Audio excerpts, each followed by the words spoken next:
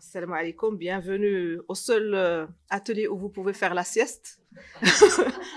Parce que je sais que c'est le postprandial et qu'on est en plein creux thermique. Et donc, on va voir des cas cliniques interactifs de pathologie du sommeil. Donc, essayez de télécharger, de scanner le code. Et on y va. Alors, la classification internationale du sommeil distingue ces groupes de pathologies. Donc, vous avez les insomnies, les états d'hypersomnolence, les troubles respiratoires liés au sommeil, les parasomnies et les troubles du mouvement liés au sommeil.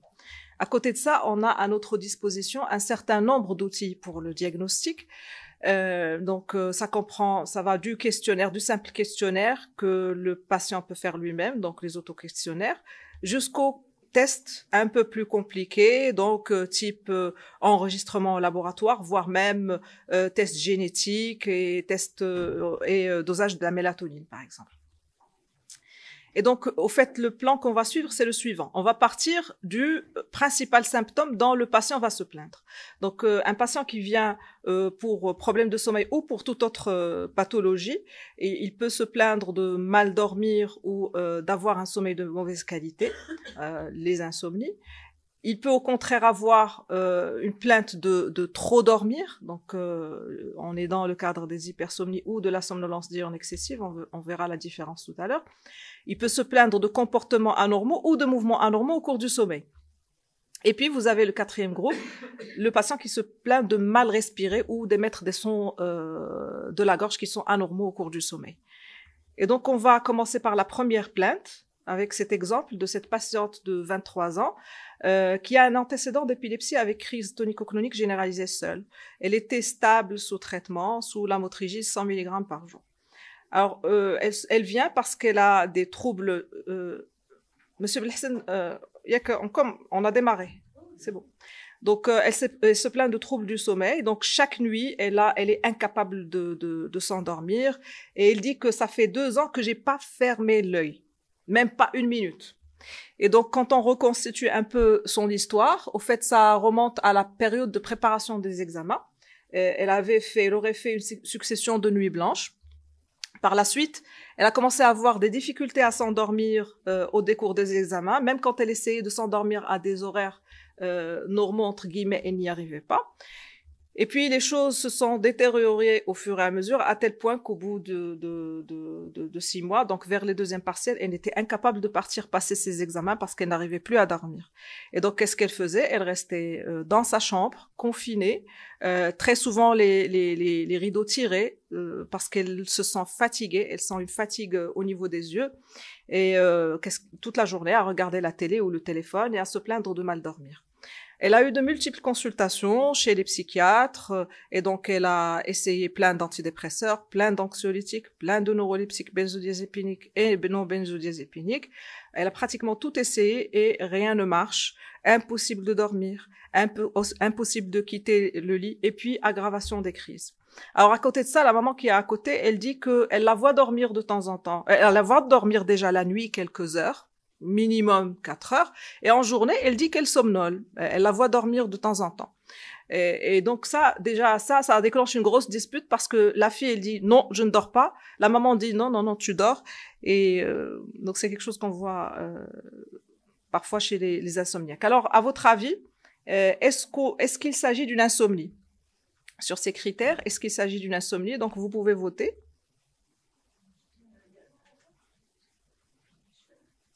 Ah, il faut.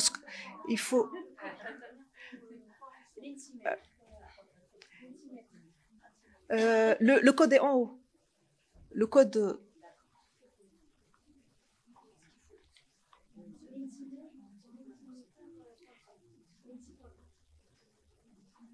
Menti.com et vous téléchargez et vous entrez le code.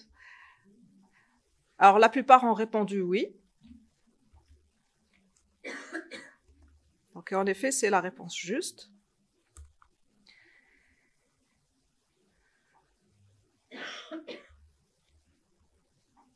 Donc, il s'agit bien d'une insomnie. Pourquoi? Parce qu'on a une plainte de mal dormir avec un retentissement diurne. Alors, ce qui est particulier, c'est que la majorité des patients avec insomnie ont une mauvaise perception de leur sommeil. Donc, au fait, ils dorment alors qu'ils sont persuadés qu'ils ne dorment pas. Pourquoi? Parce que sur le plan physiopathologique, c'est expliqué par le fait que on a, lors de l'insomnie, une activation à la fois des neurotransmetteurs d'éveil et on a un état d'hyperéveil qui fait que vous avez à la fois la sécrétion des neurotransmetteurs du sommeil et ceux de l'éveil, ce qui fait que le patient ne ressent plus le sommeil. Et bien sûr, c'est une insomnie chronique parce que ça remonte à plus de 3 fois par semaine depuis plus de 3 mois. Et donc, pour la démarche diagnostique, ce qu'on fait en général, on essaie de caractériser l'insomnie. Est-ce qu'il s'agit d'une insomnie ici? Oui, on a dit, parce que ça remplit les critères.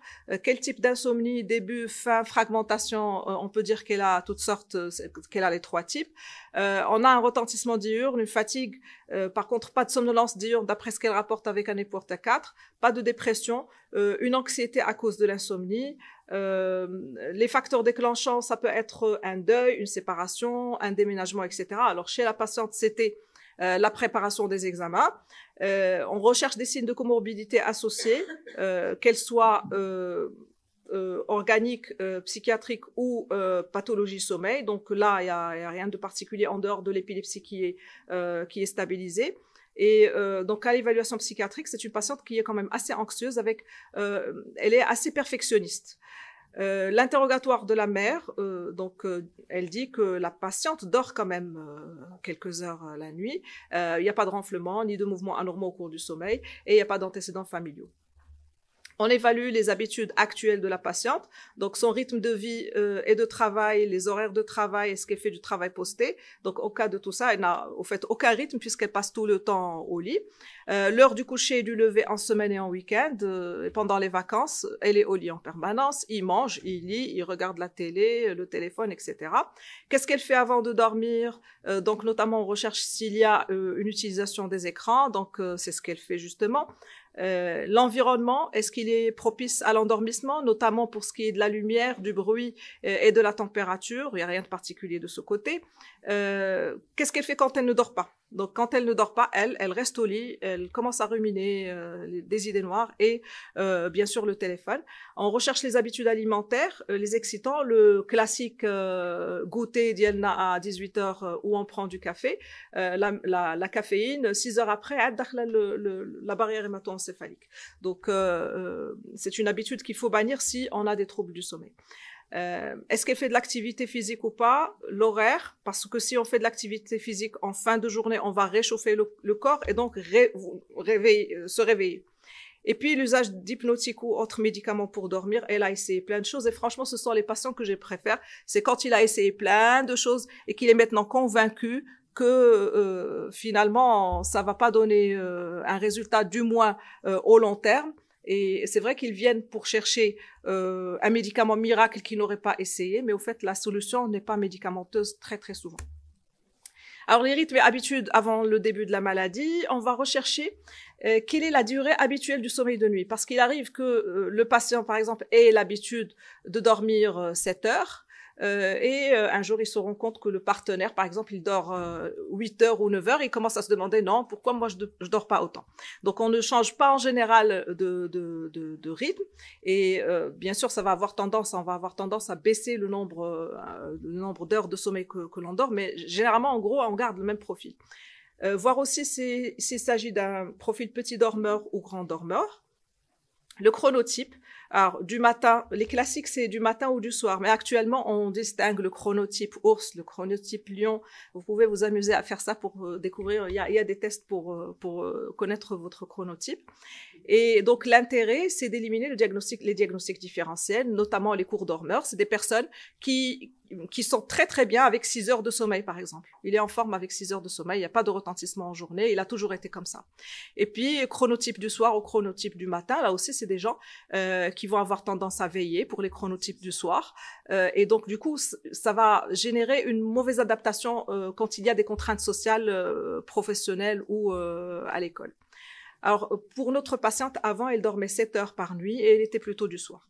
Et donc, au total, c'est un chronotype du soir qui dormait environ 7 heures. Elle avait un sommeil fragile, une personnalité assez perfectionniste, et c'est le facteur prédisposant, les 3 P qu'on a vus ce matin. L'insomnie a été déclenchée par le stress des examens et le changement des heures du sommeil, donc c'est le facteur précipitant. Et on a des erreurs d'hygiène qui font que le problème s'incruste et s'installe tranquillement. Et donc, trop de temps passé au lit, pas d'activité physique, prise de café à 18 heures, heures du lever et du coucher qui sont irréguliers, et l'usage excessif des écrans. À côté de ça, classiquement, chez tous les insomniaques, vous allez trouver toujours des pensées erronées. Donc, la conviction qu'elle ne pourra jamais bien dormir, la conviction qu'elle ne pourra rien faire le lendemain parce qu'elle a mal dormi, alors que la majorité des patients avec insomnie, le lendemain, ils arrivent à faire ce qu'ils ont à faire sans avoir de somnolence excessive. Et puis, la pensée erronée qu'il y a une solution miracle qui va régler son problème, médicamenteuse notamment. Et donc, l'examen clinique est normal. Donc, comme comorbidité, on a une anxiété avec une personnalité perfectionniste. Donc, à votre avis, quels outils pourraient aider au diagnostic? Est-ce que c'est la polysomnographie? Est-ce que c'est la polygraphie? L'agenda du sommeil? L'actimétrie? Ou toutes les réponses? Allez-y. Donc, 1, polysomnographie, 2, polygraphie, 3, agenda du sommeil, 4, actimétrie, et 5, 1, 2, 3, 4.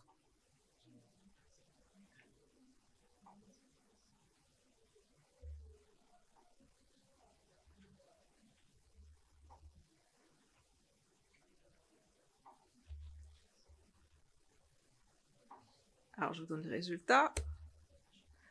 Donc, l'agenda du sommeil et l'actimétrie.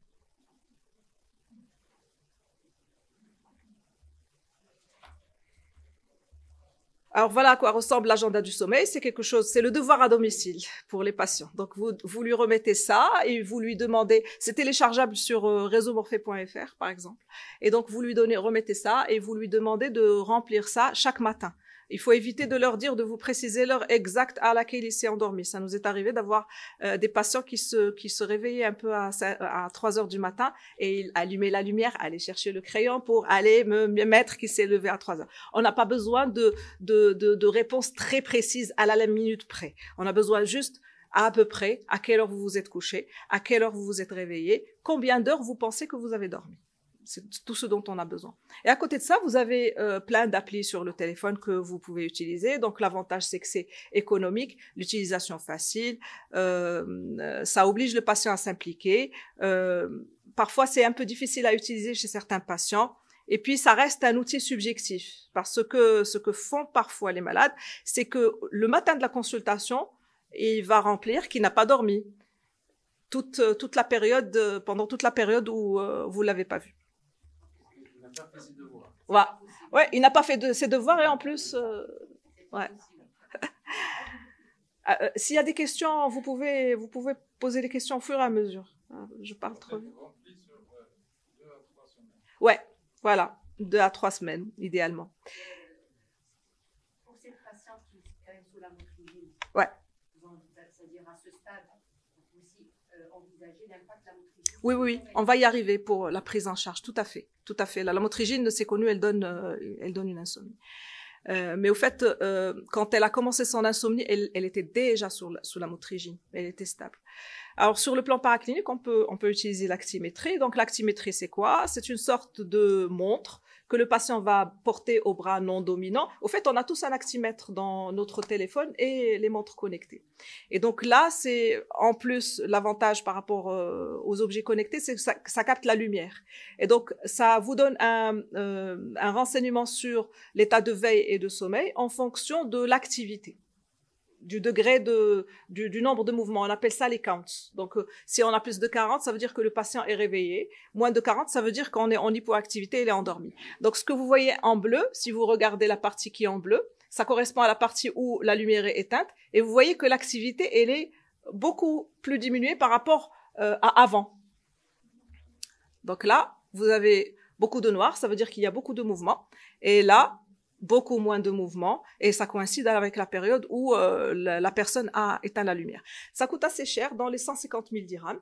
Et moi, je trouve que l'avenir, c'est les objets connectés parce qu'il y a énormément d'informations qu'on peut tirer des montres connectées, du téléphone, des bagues. Maintenant, il y a même des bandeaux connectés, des textiles connectés. Et donc, dans un avenir proche, je pense qu'il y aura un développement de choses sur le téléphone et les objets connectés. Alors, sur le plan du bilan biologique, on va faire un bilan en fonction de l'orientation, si on doute sur une comorbidité, notamment ferritinémie, bilan thyroïdien, etc. Et donc, voilà par exemple ce que donne un enregistrement actimétrique d'un de nos patients.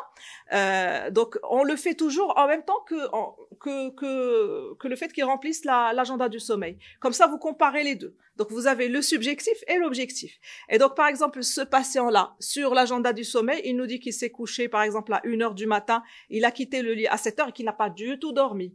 Alors que quand on regarde son actimétrie, on voit quand même qu'il a dormi. Minimum 6 heures par nuit, ce qui est déjà pas mal.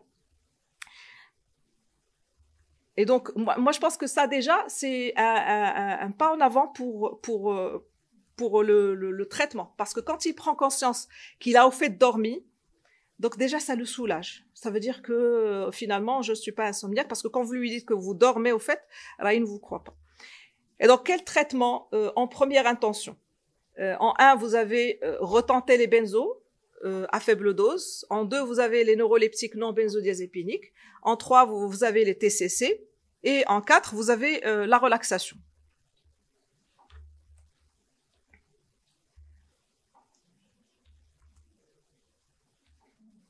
Vous pouvez y aller.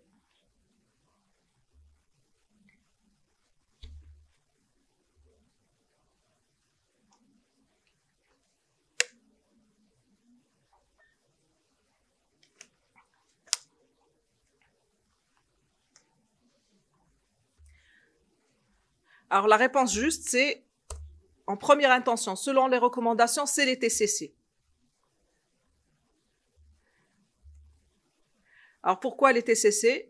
Parce qu'il a été démontré que c'est plus efficace que les traitements médicamenteux au long terme. Quand vous donnez un traitement médicamenteux, vous devez pas déjà dépasser les 2 mois et vous n'êtes pas efficace sur le long terme. Là, c'est plus efficace. Et puis, pourquoi aller chercher un traitement médicamenteux quand on peut avoir quelque chose qui n'est pas médicamenteux et qui est efficace sur le long terme?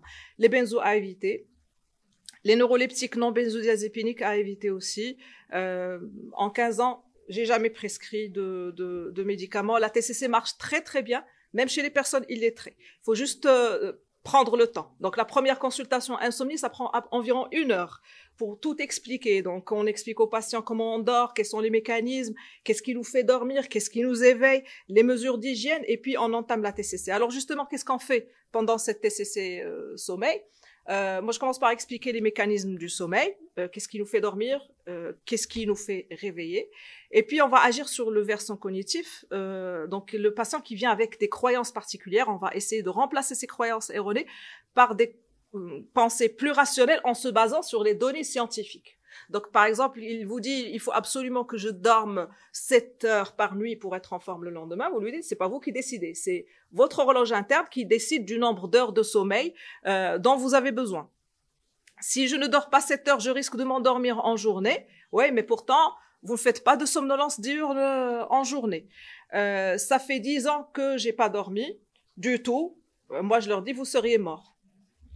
Et donc, sur le plan comportemental, on va essayer de travailler sur le comportement du patient, les habitudes, les mauvaises habitudes du patient. Donc, lui faire prendre conscience que son comportement est un peu responsable de son état. Et donc, les deux, il y a plusieurs techniques. Celle que je préfère, c'est le contrôle du stimulus et la réduction du temps passé au lit. Le contrôle du stimulus, quand on fait de l'insomnie dans le lit, notre cerveau finit par fixer que le lit, c'est un endroit pour souffrir. Parce que systématiquement, quand on ne dort pas, qu'est-ce qui remonte? On pense à des choses roses, on va commencer à penser à des problèmes. Même quand il n'y a pas des problèmes, on va commencer à penser à nos craintes. C'est quelque chose qui est inné, finalement, depuis les tout petits. En journée, il s'amuse, le loup, mais la nuit, il cherche le loup. Il a peur de dormir parce que il est convaincu que le loup est sous le lit ou là dans le placard. Et donc, à la longue, le cerveau va commencer à fixer, à penser que le lit, c'est un endroit très désagréable. Et donc, ça va déclencher systématiquement une réaction de stress qui va empêcher le patient de s'endormir. Et donc, c'est quoi la solution? ne rien faire au lit à part dormir. Donc, à chaque fois qu'il ne dort pas, si ça dépasse 20 minutes, il doit quitter le lit. Je sais, c'est difficile, mais c'est un deal. Si vous voulez guérir, c'est ce qu'il faut faire. Il y a des patients qui ont des angines purulentes et qui choisissent de ne pas prendre les antibiotiques. C'est leur problème. C'est quelque chose qu'il faut fixer. C'est des règles à fixer avec le patient. C'est un peu rigide, mais bon, c'est comme ça que ça marche, en tout cas pour moi. La réduction du temps passé au lit. Chez les patients insomniaques, en général, ils tendent à compenser l'insomnie par le fait de passer beaucoup plus d'heures. Donc, il a dormi, par exemple, il dit dormir 4-5 heures, mais au fait, il a été 12 heures dans son lit. Et donc, là aussi, le cerveau finit par penser que le lit, c'est un endroit pour tout faire, pour lire, regarder le téléphone, regarder la télé, discuter. Et donc là, on va essayer de réduire. Généralement 6 heures, environ 6 heures. On ne baisse pas à moins de 6 heures parce qu'il y a des cas d'axémania qui ont été déclenchés quand on baisse à moins de 6 heures. Et donc, le patient à la consigne, on va fixer une heure de réveil sur laquelle on se met d'accord. C'est un deal sur lequel on se met d'accord. Donc, par exemple, il me dit, j'ai besoin d'aller au travail à 7 heures. OK, 6h30, c'est bon? Oui, c'est bon. Donc, on verrouille à 6h30. Au Karjaoub, 6 heures. Donc, je vais lui dire d'aller au lit à 0 heure, à minuit. D'accord? Alors, minuit, c'est la première tentative de s'endormir. Parce que autant on peut contrôler l'heure du réveil, l'heure du sommeil, je ne peux pas la contrôler. Si vous avez fait nuit blanche, mais que vous avez un engagement important à 6 heures du matin, vous allez vous forcer à vous réveiller. Alors que vous ne pouvez pas vous forcer à vous endormir. C'est pas vous qui décidez. Et donc, on fixe 6h30 et on va lui demander de faire sa première tentative d'endormissement vers minuit. Et donc, s'il arrive à dormir en 20 minutes, c'est bon. S'il n'arrive pas à dormir, il doit accepter que à ce moment-là, son cerveau n'est pas prêt à dormir. Donc, bedel sa'abra, comme on dit. Et il va aller faire une activité, donc on donne une activité ennuyante, répétitive, quelque chose de très très ennuyant. Par exemple, lire un roman débile, quelque chose qui n'a vraiment aucun intérêt, ou là quelque chose qui n'a rien à voir avec la spécialité de la personne. Le but étant de dévier l'attention des pensées négatives et en même temps de fatiguer les derniers neurones qui sont encore réveillés. Bien sûr, il doit faire cette activité en dehors du lit. Donc, dans un endroit calme. L'idéal, c'est la salle à manger. Il faut pas que ça soit une chaise confortable. C'est pas le séjour ou là, le salon avec un fauteuil confortable où il va s'endormir. Donc, le but, c'est de le réconcilier avec son lit. D'accord? Et quand il sent qu'il a envie de dormir, c'est-à-dire les paupières, les yeux qui piquent, les paupières qui tombent, le bâillement, il peut aller retenter. Si ça marche, c'est bon. Si ça marche pas, au bout de 20 minutes, il doit quitter. Et rebelote. Et je vous assure que la majorité des patients, ils ressentent le besoin de dormir bien avant l'heure qu'on a fixée. Et ça marche. C'est pas que moi qui le dis, c'est les études. Et donc, chez la patiente, oui.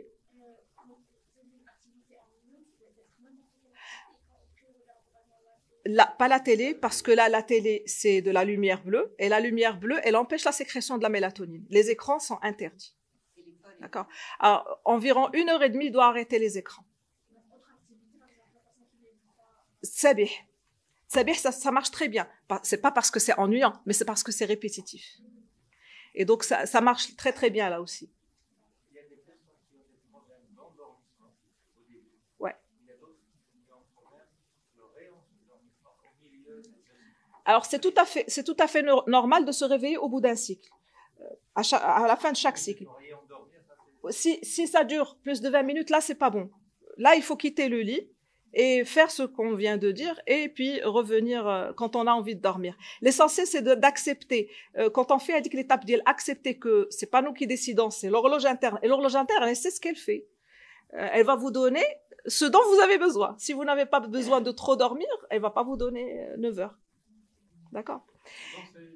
Oui. Ces incendies de milieu de nuit, il faut se méfier, il faut explorer. Oui. Ouais, en général. Milieu de nuit et fin de nuit. Généralement, ça, fin de nuit, il faut poser des questions sur l'humeur de la personne. Et donc, l'évolution chez cette patiente, après 2 mois de prise en charge, elle rapporte une nette amélioration avec un recul maintenant de 4 ans. Elle va très, très bien. Alors, le deuxième cas, c'est un patient de 45 ans qui n'a pas d'antécédent particulier. Depuis 3 ans, il fait une insomnie d'endormissement avec fragmentation du sommeil, avec un retentissement diurne, donc difficulté à se concentrer, somnolence diurne excessive, fatigue. Il n'a pas de facteur déclenchant particulier. Les horaires du coucher et du lever sont réguliers, 22h à 6h du matin. Il n'y a pas de comorbidité et il a essayé plusieurs traitements sans effet. Alors ici, il y a un intrus, lequel?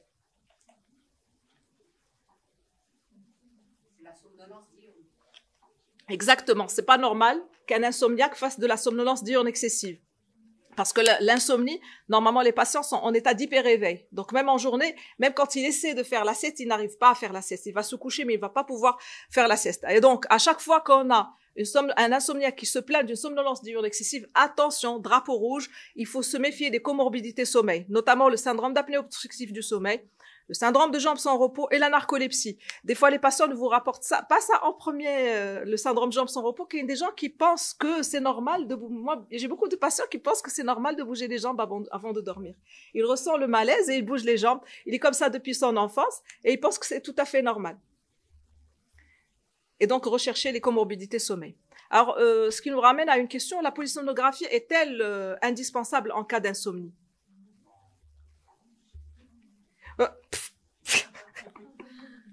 Ça fait, vous avez vu la réponse, c'est non.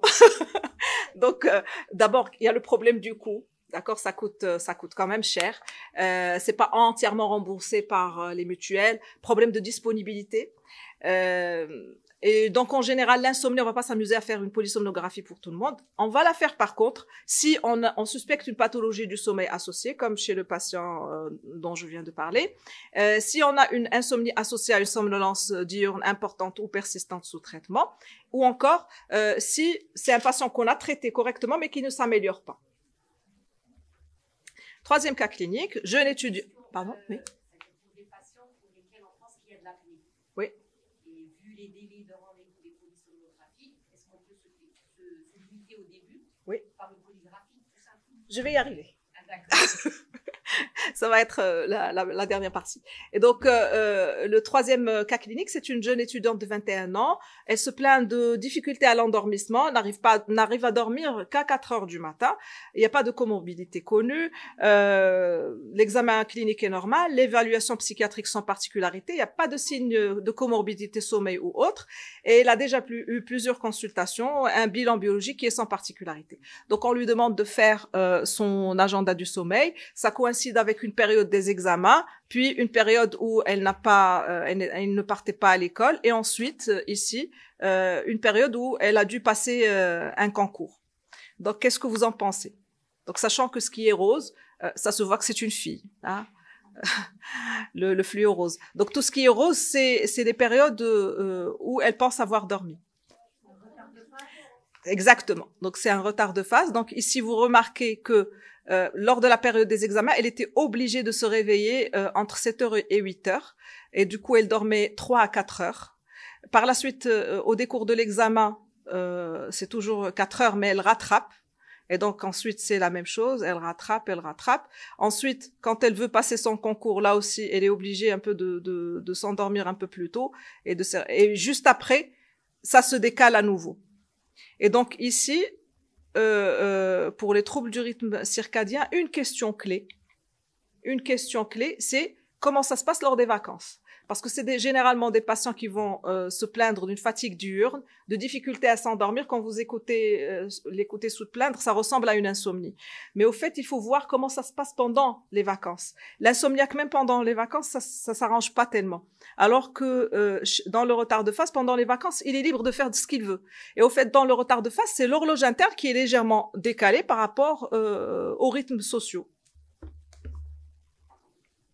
Et donc, sur le plan le diagnostic, ça repose donc sur l'interrogatoire. Vous n'avez pas besoin d'examen complémentaire en général. Vous pouvez faire un agenda du sommeil, ça peut vous aider, et puis vous aider à surveiller par la suite. Et vous pouvez utiliser la mélatonine. On n'a pas ça, mélatonine salivaire, le dosage de la mélatonine salivaire. La prise en charge, c'est la chronothérapie. Donc, la chronothérapie, c'est quoi? On a besoin de montrer au cerveau que c'est l'heure de dormir avec la mélatonine. Et on a besoin de montrer au cerveau que c'est l'heure de se lever avec de la luminothérapie. Et donc, on combine les deux. Mélatonine le soir pour avancer, pour faire en sorte qu'elle dorme un peu plus tôt. Et le matin, elle peut être fatiguée parce qu'elle était décalée. Le matin, luminothérapie pour donner un coup de fouet à l'horloge interne et lui montrer que c'est bien le jour. Et donc, quand on combine les deux, ça marche très, très bien. Il y a d'autres techniques, mais ça, c'est le plus efficace. Ouais. Lors des vacances, c'est pas le week-end parce que c'est trop court le week-end. Le week-end, c'est trop court. Et généralement, les week-ends, on fait tous, on fait tous la grasse matinée. On est tous en dette de sommeil et le week-end, généralement, on rattrape la dette. Ouais. Et les dosages que vous préconisez, la fourchette des dosages de la mélatonine? On fait pas, vu que c'est pas disponible, on demande pas. C'est pas disponible parce qu'il faut qu'il fasse des prélèvements la nuit pour qu'on puisse établir quand est-ce qu'il a le pic. Non, c'est-à-dire la consommation. Combien de, alors c'est pas la mélatonine qui est disponible au Maroc. D'accord? Parce qu'au Maroc, on a que le complément alimentaire. C'est vraiment le circadin, ou là, la mélatonine base qui est vendue en pharmacie. Donc, généralement, on la ramène. Ouais. On a l'impression que le circadin marche moins bien que la mélatonine. Pardon? Le circadin, on fait venir, on a du mal à le faire. C'est le 2 mg. 2 mg, c'est vraiment rien.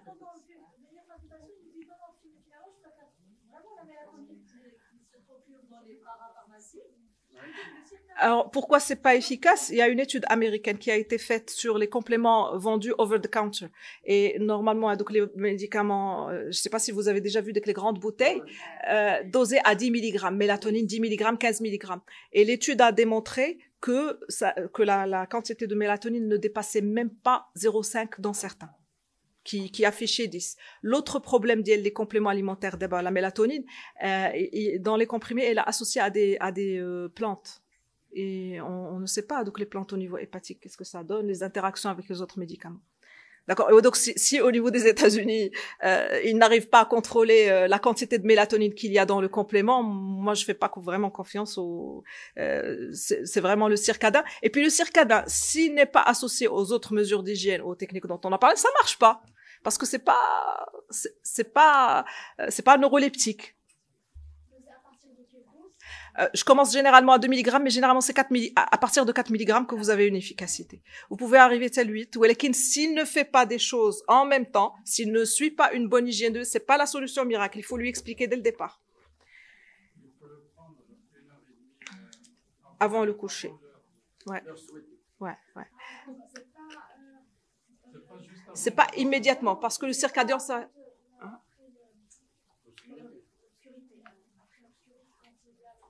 Là, c'est vraiment parce que là, vous avez le pic qui est décalé, avec le pic de l'obscurité, il va arriver. Le but, c'est d'avoir le pic un peu avant. Donc, une mélatonine exogène pour aider à avoir le pic plus tôt. D'accord? Mais si vous bloquez pas le matin avec une luminothérapie pour que la personne se réveille, ça marche pas. D'accord?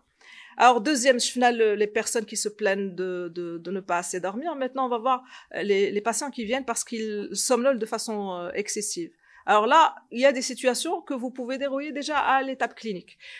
Première cause de somnolence diurne, c'est la dette de sommeil. Normal, si c'est un ado, et on a ceux qui ont des ados à la maison le savent, il reste jusqu'à 2h du matin et le lendemain il somnole en classe. C'est tout à fait normal parce que il n'a pas pris le nombre d'heures de sommeil suffisant pour pouvoir être pleinement vigilant en journée. La prise de toxiques là aussi, donc drogue médicaments et drogue illicite.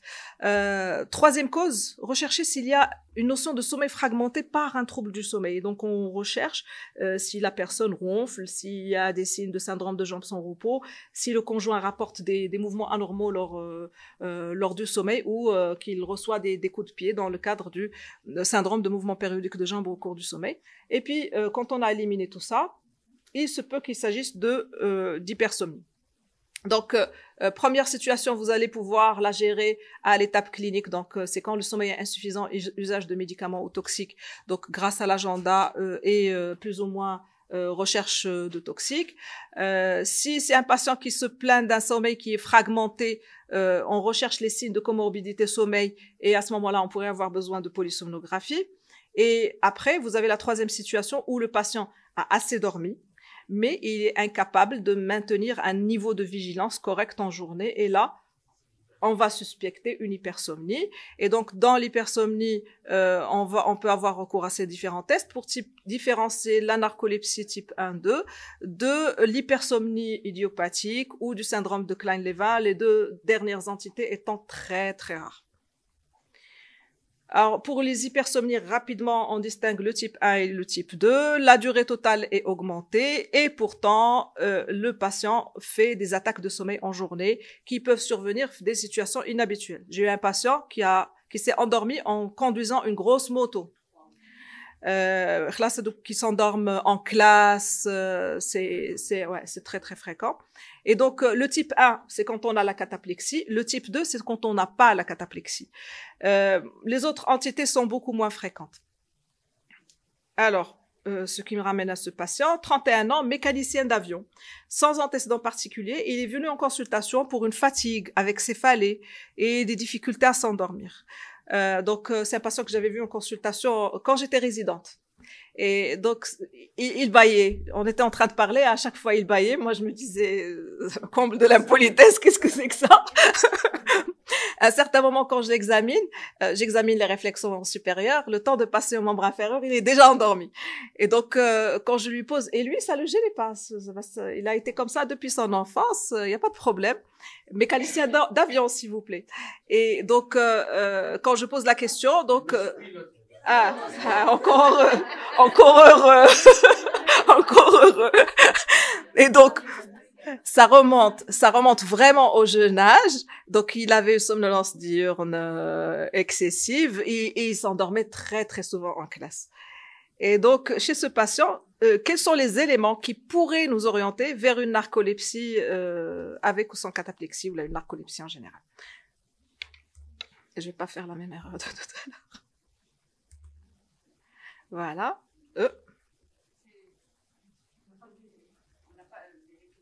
D'accord, je pense qu'on a sauté. Voilà.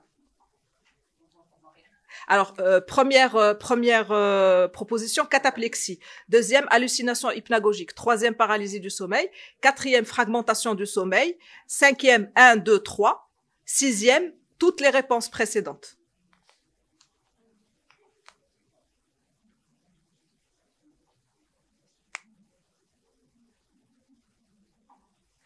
À quelle heure on doit finir? ولك شو انت بتسير انا بحاول 12 دقيقة.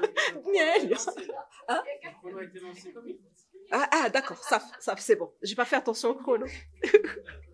نجلسوا هنا sommeil. Alors 1, 2, 3 et 4. Il y a la bonne réponse, oui. C'est au fait toutes les propositions. Parce que contrairement à ce qu'on pourrait le penser, les narcoleptiques n'ont pas un sommeil de nuit qui est très très satisfaisant et très souvent vous allez trouver une fragmentation du sommeil par les hallucinations hypnagogiques, par les paralysies du sommeil, par les cauchemars. Ils font beaucoup de cauchemars. Alors, question suivante, les cataplexies. C'est quoi les cataplexies? Est-ce que ce sont de brefs épisodes d'endormissement pendant la journée? Est-ce que ce sont des types de paralysie du sommeil? Est-ce que c'est une perte soudaine du tonus musculaire? Ou est-ce que c'est une perte de connaissance avec chute traumatisante? Quand tu as les propositions.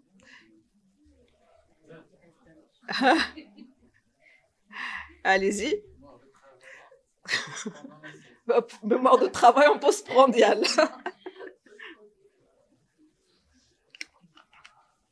C'est ça. Donc, c'est une perte soudaine du tonus.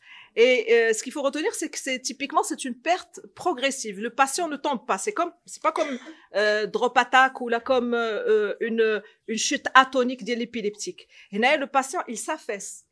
C'est une perte de tonus qui est progressive. Alors, des fois, elle est juste partielle. Des fois, c'est le rire qui provoque la perte de tonus au niveau du visage et le patient n'arrive pas à rire correctement. Vous allez le voir au côté, mais le visage ne suit pas. بحال كي يديروا une diparésie faciale. Par les émotions. Alors voilà un exemple. Donc c'est une jeune fille qui est en train de rigoler. Vous voyez, et du coup, les traumatismes sont rares, les cataplexies. Ça arrive, mais c'est rare, parce que le patient, quand même, c'est un affaissement. Le patient a le temps de tomber. Alors, à côté de ça, dans le cadre de la cataplexie, vous avez des signes qui sont moins évidents que ces chutes. Donc, vous pouvez avoir une chute de la tête, une chute des paupières, l'ouverture de la bouche avec la protraction de la langue, une hypotonie faciale ou une hypotonie généralisée. Et donc, c'est des patients qui n'ont pas forcément des chutes. Donc, il ne faut pas s'attendre au fait que il présente toujours des chutes. Autre chose, c'est pas toujours les émotions. J'ai une patiente, par exemple, qui fait des accès de cataplexie quand elle s'étire. Quand elle est assise, qu'elle a envie de dormir, et qu'elle s'étire, elle fait une cataplexie. Alors, avec quoi on va confirmer le diagnostic? Qu'est-ce qui permet de confirmer le diagnostic? L'interrogatoire et l'examen clinique suffisent. La polysomnographie seule, les tests itératifs de latence d'endormissement seuls, la PSG et test itératif ou l'actimétrie. C'est beaucoup de propositions. Donc, interrogatoire, 2 PSG, 3 PSG-TIL, et, 3 TIL, 4 PSG, PSG-TIL, et la dernière actimétrie. Alors, on a besoin de faire la polysomnographie et les TIL.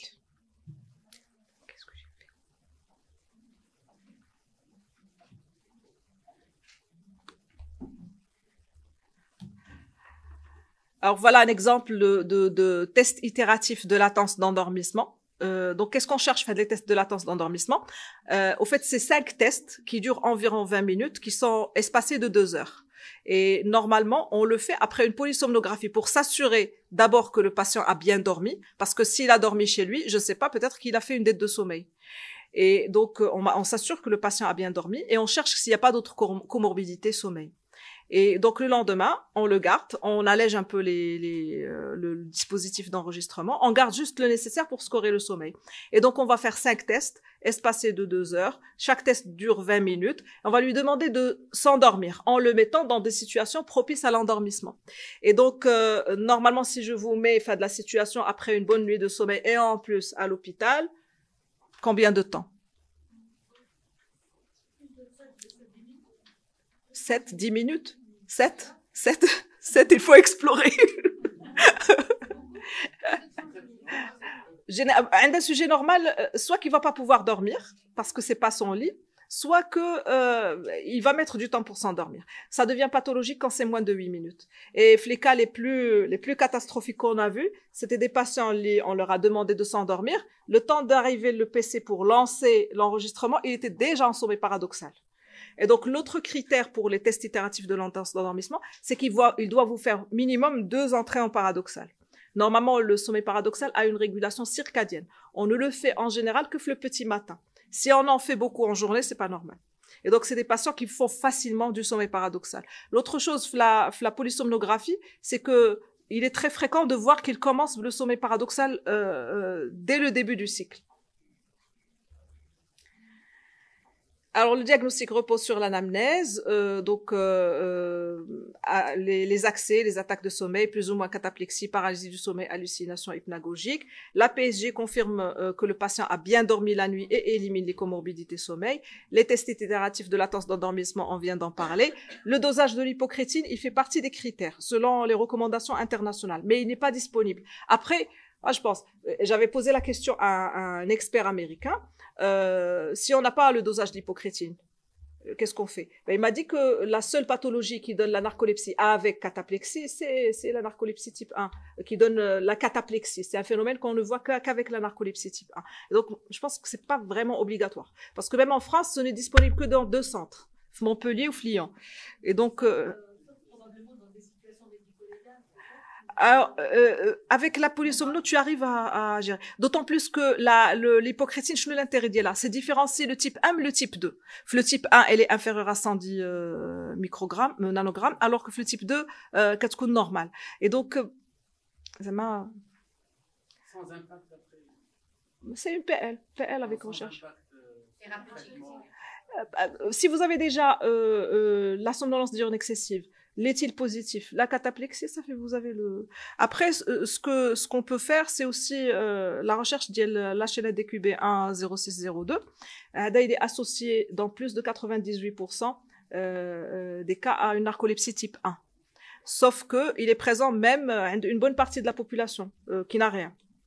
Et donc, ça souligne le caractère multifactoriel de la pathologie. Vous avez à la fois une prédisposition et des facteurs environnementaux qui viennent intervenir.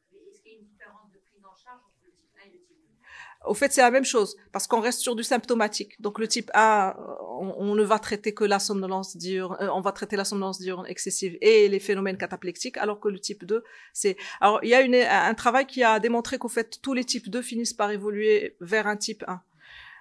Après, pour faire la différence, ouais, et switch. Exactement. D'autant plus on peut pas envoyer, donc... Alors, parmi les options thérapeutiques, les psychostimulants, les psychostimulants, les antidépresseurs, les dépresseurs du système nerveux central, l'hygiène du sommeil ou les 4 réponses précédentes.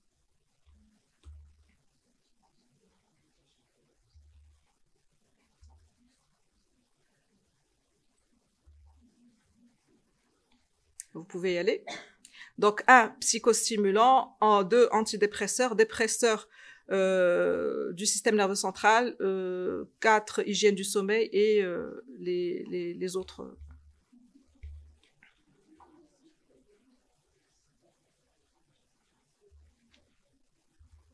Alors, en fait, c'est 1, 2, 3, 4. Et ce qui est disponible chez nous, au fait, c'est juste les antidépresseurs et l'hygiène du sommeil. Et donc, l'hygiène du sommeil, ce qu'on prescrit, c'est des siestes programmées. On va demander au patient de faire, par exemple, s'il va à l'école, écrire un papier de l'école pour qu'il fasse une sieste de 10 minutes pendant la récréation, une sieste après le déjeuner. Et s'il a des phénomènes cataplectiques, on donne les antidépresseurs. La venlafaxine en première intention. Il faut dire que ça marche moins que les antidépresseurs classiques, donc la lafranil et le tofranil. Tofranil à la place, même dosage. Ouais. Même famille thérapeutique. 5e cas, 34 ans, enseignant. C'est un patient, Houda, c'est le patient qui est venu me la consultation le mercredi. et il devait être vu en neurologie. Et, Galilée, la machine neurophysio. Donc, à date frais. Ouais. Je dis, 34 ans, enseignant. Depuis l'âge de 16 ans, il a une fatigue, une somnolence diurne excessive, quelle que soit l'heure à laquelle il dort. Il est obligé de faire des siestes, parfois très très longues, parfois tout l'après-midi. Et le problème, c'est que même quand il fait des siestes, il se réveille non rafraîchi. Alors, il a consulté initialement chez un pneumo qui lui a fait une polysomnographie, alors qu'il n'a pas de renflement, qu'il n'a pas d'apnée. Et index apnée-hypopnée à 1,5, et donc adressé. Non, adressé par le pneumo, c'est marrant ça. Adressé par le pneumo parce que il n'explique pas, ça s'explique pas. Et donc quand on creuse un peu plus, au fait, il dort le plus souvent à 2 heures du matin, réveille en semaine à 7 heures. Il dit avoir essayé de dormir tôt, 2 nuits ou 3, mais ça ne s'arrange pas le lendemain, c'est toujours le même problème. Très souvent, il retourne du travail à midi et il a tellement sommeil qu'il ne mange pas. Il s'endort direct. 2 à 4 heures du sommeil, et comme je vous ai dit, c'est des siestes longues et non rafraîchissantes. Ici, question clé. La question clé à lui poser. À part ça, il a une question particulière. Il dort à 2 heures du matin, se réveille à 7 heures parce qu'il doit aller travailler. Comment ça se passe en vacances? Donc, en vacances, il n'y a pas de somnolence. Il dort à 3 heures du matin, se réveille à 11 heures. Et donc, c'est un retard de phase. Et donc, le retard de phase, il peut se présenter, mais forcément ne pas se plaindre de son insomnie. Lui aussi, il se plaint pas d'insomnie. Il se plaint plutôt d'une somnolence diurne anormale. Et donc, c'est un retard de phase. Et vous voyez que là, on a posé le diagnostic juste avec la clinique. Pas besoin de polysomnographie, de quoi que ce soit. Et donc, c'est quoi la solution pour ce genre de patient? Dans la mesure du possible, on fait un reclassement professionnel, l'hygiène du sommeil, la chronothérapie. Alors, 3e situation, le patient qui fait des choses anormales au cours du sommeil. Donc là, le diagnostic, on a besoin de l'anamnèse, de l'examen, plus les vidéos à domicile. C'est quelque chose de très, très utile. Là aussi, vous pouvez régler les choses sans avoir besoin de faire des examens complémentaires. Parce que des fois, la description des patients ou de la famille ne colle pas vraiment à la réalité.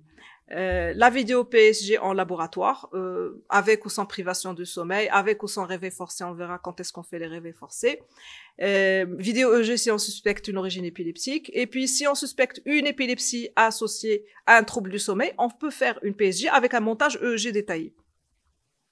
Et donc, le cas clinique, le 6e cas, je sais même plus le 6 ou la 7, moi, mais c'est pas grave. Donc, c'est un homme de 43 ans qui est suivi pour épilepsie pharmacorésistante. Donc, c'est une épilepsie frontale avec une IRM qui est normale. Et récemment, il fait des épisodes nocturnes où la conscience est altérée. Donc, au début, c'était des crises. Je sais pas si vous vous rappelez de la vidéo que montre parfois Monsieur Ouazzani. Il y a le patient qui se tord de douleur, qui reste conscient, qui se tord de douleur, et par la suite, il fait lever. Donc, c'est au fait lui. Au début, les crises, il décrivait les crises en pleine conscience, mais par la suite, au bout de quelques années, tu t'en rappelais que... Donc, au bout de quelques années, il a commencé à présenter des épisodes nocturnes différents de ce qu'il faisait avant. Et puis, avant, c'était diurne. Maintenant, c'est uniquement nocturne. Pas d'épisodes diurnes. Et donc, c'est des épisodes nocturnes où la conscience est altérée. Il ne se rappelle même pas de ce qui s'est passé, avec des cris, agitation. Et donc, il est adressé parce que le médecin traitant ne sait plus si c'est une crise épileptique, parasomnie non-REM, ou REM, ou des conversions. Donc, quels éléments pourraient nous orienter ici, à l'étape clinique? Qu'est-ce qu'on pourrait lui poser comme question qui pourrait nous orienter?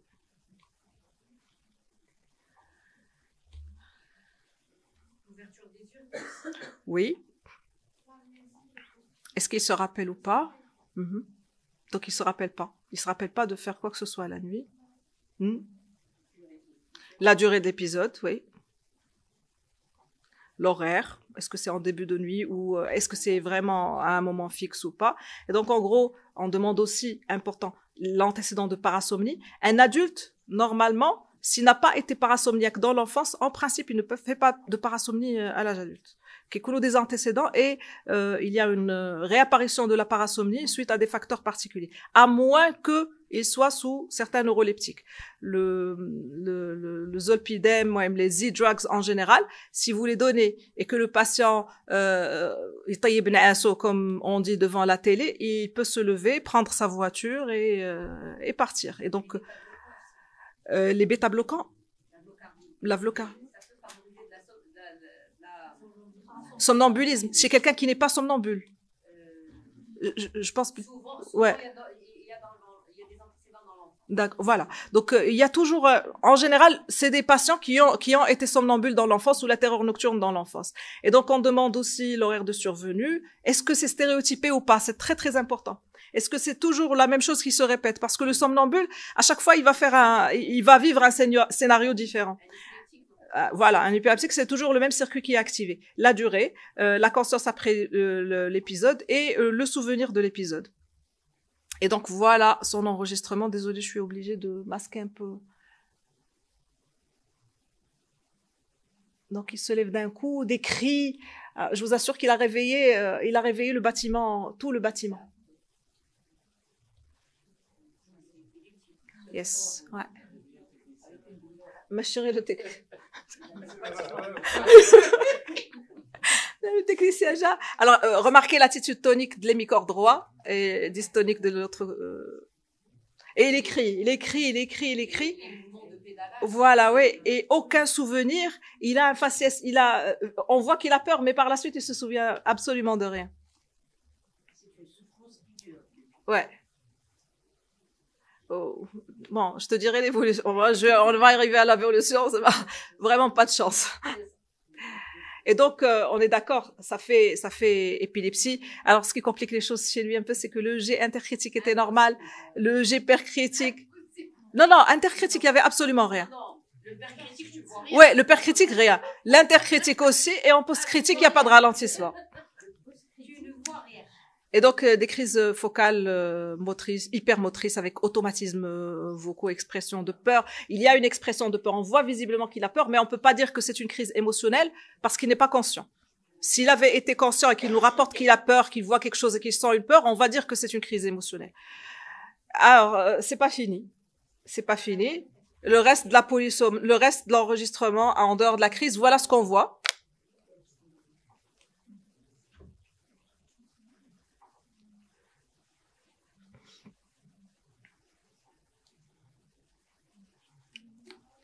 Ouais, il bouge les membres inférieurs.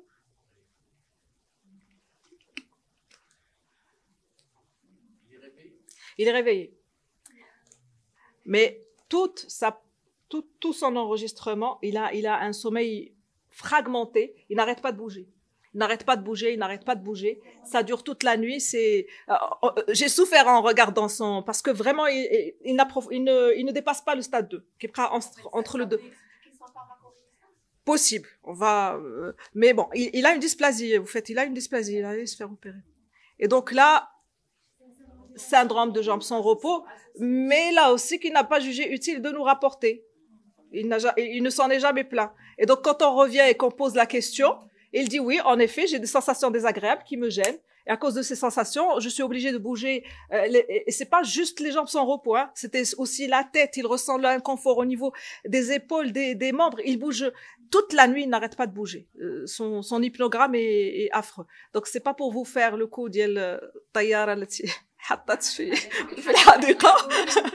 je vous assure, c'est comme ça. Là, vous avez la preuve en vidéo. Donc, c'est une épilepsie. Bon, après, j'ai cherché pour les anti-épileptiques qu'il prend.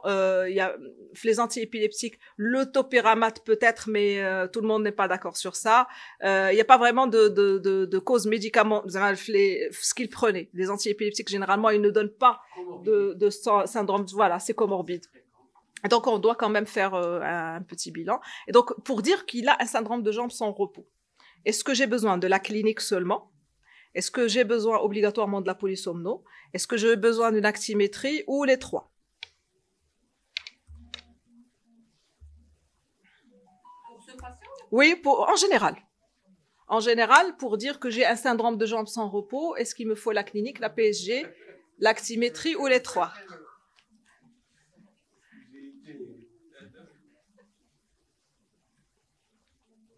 Alors, on va passer parce que je ne sais même plus combien il y a des numérotations sur les diapos, mais là, les numéros des diapos, je vais les lire.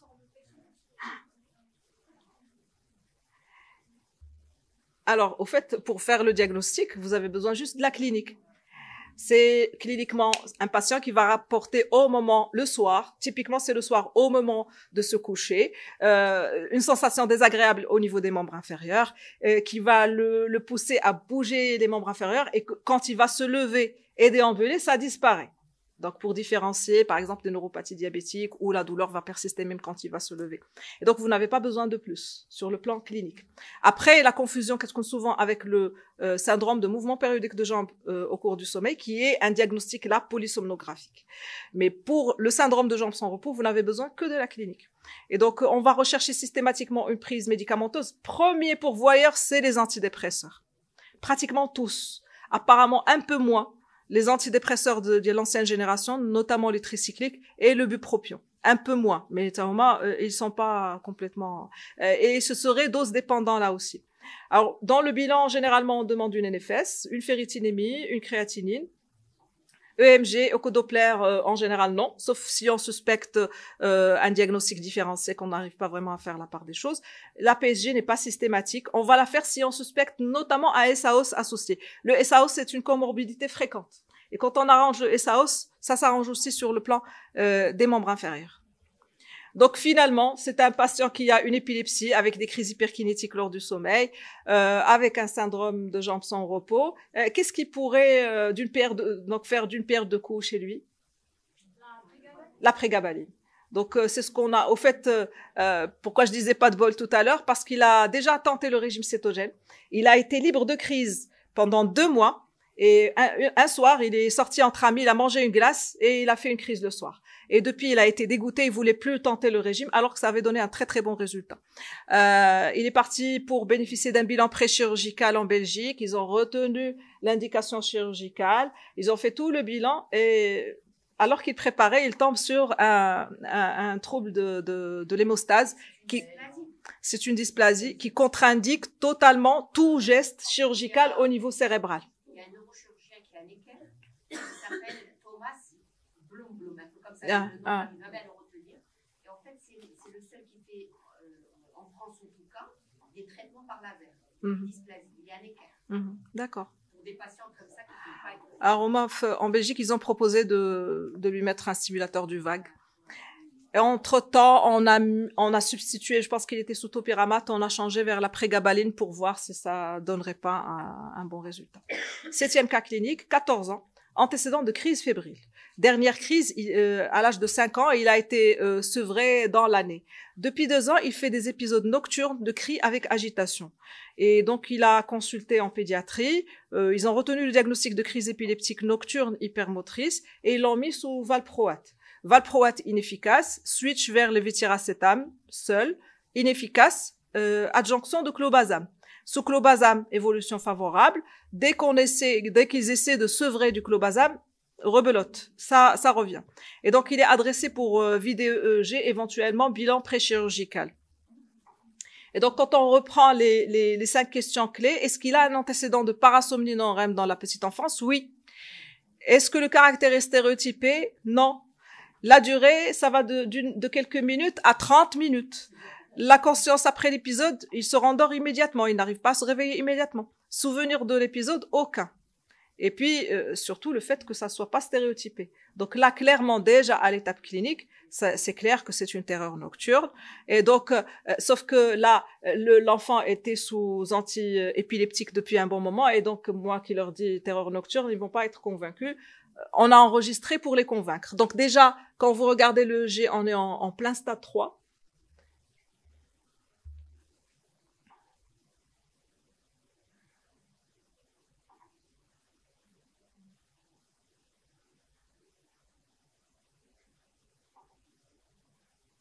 Donc, il s'est levé en criant. Malheureusement, j'ai pas le son. Il n'y avait pas le son pour l'enregistrement.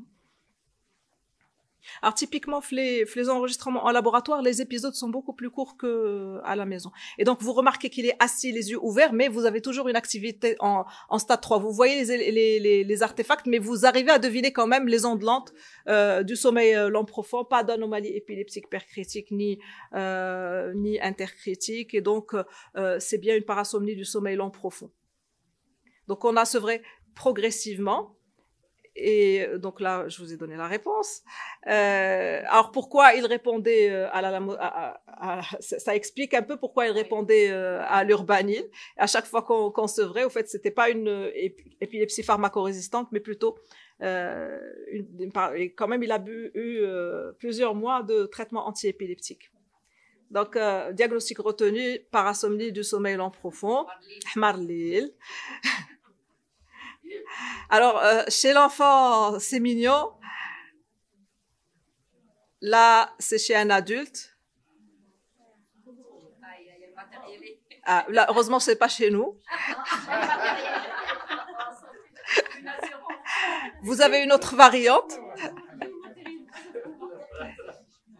Donc, vous avez une autre variante qui est le trouble alimentaire. C'est des patients qui vont se lever la nuit en étant inconscient et partir manger. Donc là, la dame, elle a pris du poids, elle comprenait pas pourquoi elle prenait du poids. Elle a fini par faire un diabète type 2. Elle faisait un régime strict. Elle trouvait de la bouffe dans son lit. Elle accusait sa fille, elle accusait le conjoint. Et donc, comme elle savait pas ce qui se passe, la seule explication pour elle, c'est que forcément, il devait se passer des choses la nuit. Donc, elle s'est filmée. Et finalement, elle s'est filmée en train de partir. Là, tout ce que vous avez vu sur la vidéo, elle n'était pas consciente. Donc, ils arrivent à retrouver la clé. Si c'est elle qui a caché la clé, elle va la retrouver. Ouais. Généralement, typiquement, c'est des choses qu'il faut pas manger. Il peut manger مثلا Knorr. J'avais un patient qui se levait pour manger Knorr. Et c'est l'une des, là aussi, ça se voit fréquemment avec la prise des G-drugs. Alors là, c'est un autre groupe de parasomnie. Vous avez là une activité mixte qui rappelle un peu l'activité de veille, mais qui contraste avec sur le menton. Regardez, on a une atonie complète, avec des mouvements oculaires rapides. Donc on est en plein sommeil paradoxal. Hada, cette fois, il est chez nous.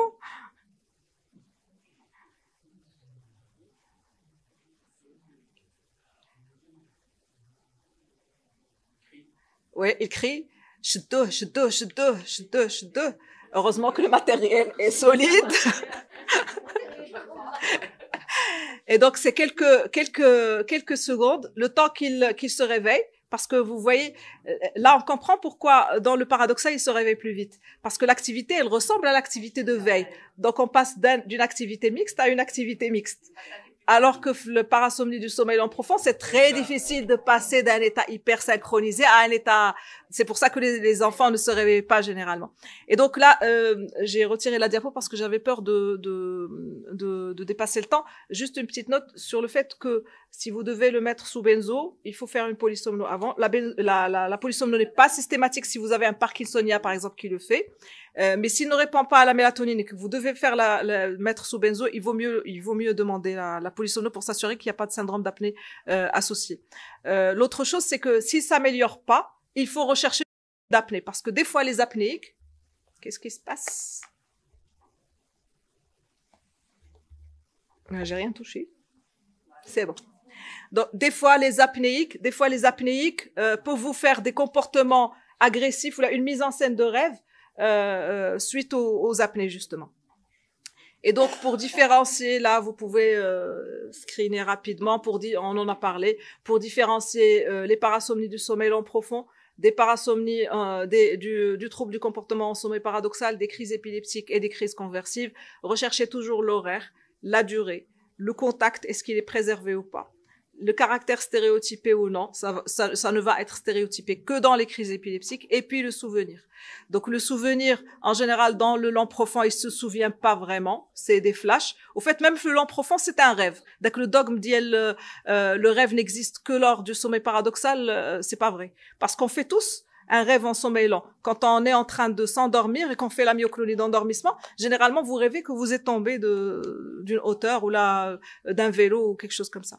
Et donc, lent profond, on peut garder des souvenirs en flash. Là aussi, parce que on ne se réveille pas en alpha immédiatement pour se souvenir de ce de quoi on a rêvé. Le trouble du comportement au sommeil paradoxal, donc il se souvient de ce qu'il a fait et le rêve est compatible avec le comportement qu'on a vu. Les crises épileptiques, le plus souvent, ils s'en souviennent. Et les crises conversives, généralement, il se souvient qu'il a fait un trouble. Donc le diagnostic ici, c'est l'anamnèse, la description détaillée, la fréquence du rêve, donc je répète ce qu'on a dit tout à l'heure, préservation au nom du contact, souvenir de l'épisode, et puis encore, j'insiste, l'enregistrement des épisodes à domicile, c'est quelque chose qui peut être très utile et vous faire éviter d'avoir recours à des enregistrements qui sont coûteux. Alors quand on a une suspicion de parasomnie, là j'ai oublié, c'est parasomnie non REM, d'accord? Si vous avez une suspicion de parasomnie non REM, est-ce qu'on fait ou pas la polysomnographie? Oui, non.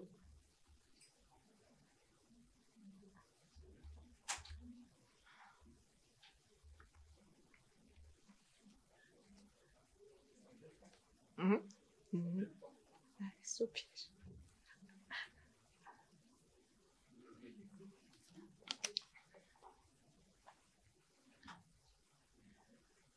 Ah oui, non. Alors la réponse au fait, c'est oui et non. Question piège. Donc ça dépend. C'est non si c'est un enfant, avec une description typique de somnambulisme ou là de terreur nocturne, et que vous n'avez pas de comorbidité sommeil associée, notamment le syndrome d'apnée obstructive du sommeil. Oui, toujours chez l'adulte. À chaque fois qu'un adulte me fait une réapparition de parasomnie non REM, il faut faire l'enregistrement, même quand la description est typique, même quand c'est une récidive. Et donc, pourquoi? Parce que normalement, ça doit disparaître à l'adolescence. Donc, l'intérêt, c'est de rechercher un facteur déclenchant au cours du sommeil, donc une comorbidité, notamment un syndrome d'apnée obstructive du sommeil, ou encore des mouvements périodiques de jambes au cours du sommeil qui le réveillent. Ou une épilepsie, exactement. Mais comment c'est difficile à l'interrogatoire par rapport aux patients de différencier entre rêve et non-rêve? Vous allez faire, comme préciser, parasomnie non-rêve. Non-REM. Dans la parasomnie non-REM, la durée est assez prolongée. Ça se passe en début de nuit parce que le max de non-REM, on le fait en début de nuit. Et le patient n'a pas vraiment un souvenir de rêve correct. Dans la parasomnie REM, c'est généralement en fin de nuit, les rêves qu'endiront généralement vers le fajr. Et donc, en fin de nuit, et c'est court, c'est beaucoup plus court. Donc, il va crier, il va donner un coup de pied, un coup de poing, et immédiatement, le mouvement va le réveiller. Et donc, il va se réveiller en se souvenant de son rêve, clairement. Donc, c'est comme ça qu'on arrive à faire la part des choses. Autre chose, c'est l'âge, la tranche d'âge. Normalement, la parasomnie du sommeil, le trouble du comportement sommeil paradoxal, c'est quand même des personnes de plus de 50 ans, alors que la parasomnie non REM, c'est beaucoup plus jeune. Alors, le protocole pour la sensibilisation, on fait faire aux patients une dette de sommeil avec des bruits. Donc, en sommeil lent profond, et on va commencer à faire des bruits pour provoquer un réveil intempestif et provoquer l'épisode. Et si on n'enregistre rien à la polysomnose, ce qui n'est pas vraiment rare les enregistrements en labo. Donc là, vous avez en haut, c'est un stade 3 qu'on a l'habitude de voir, et là en bas, qu'est-ce que vous voyez? C'est assez synchrone, il n'y a pas de pointante, ce ne sont pas des anomalies épileptiques, c'est vraiment des ondes lentes hyper synchrones de sommeil lent profond, et en même temps, qu'est-ce que vous avez en bas? Du tonus sur les muscles. Et donc cet aspect est assez typique et il nous permet de faire le diagnostic même quand le patient ne fait pas un événement typique. Et donc, c'est ce qui a été décrit, un article de 2020. Et ils ont établi une sorte de score où on va calculer le rapport entre le pattern lent hypersynchrone avec mixte par rapport à la durée totale du sommeil lent profond. Et donc, ce rapport nous permet de dire avec une certaine certitude s'il s'agit ou pas de parasomnie du sommeil lent profond. Alors, quel traitement? Ici, neuroleptique, antidépresseur, hygiène du sommeil, benzodiazépine.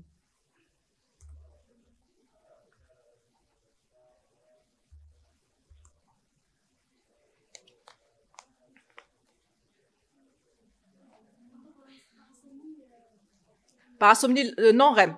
Parasomnie non REM. Neuroleptique, antidépresseur, hygiène du sommeil, benzo.